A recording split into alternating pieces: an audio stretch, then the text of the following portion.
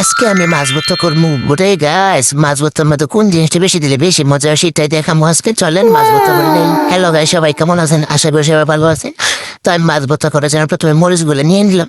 আরে মরিচগুলো তো বানতেছে না, তারপরে কি করবো?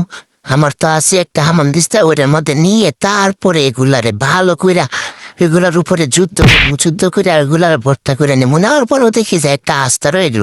তোর কি করার, কিছু করার নাই। ওদের আমি হাতে তারপরে ভাঙিয়ে নিবো। ভাঙিয়ে নেওয়ার পরে পেঁয়াজ দিয়ে ভালো করে মাখানোর পরে এখানে আমি মাছগুলো দিয়ে দিব। মাছগুলো দিয়ে আমি পোস্টম্যাডাম করে নিবো, মানে এইগুলোর ভিতর থেকে আমি কাঁটাগুলা আলাদা করে দিব।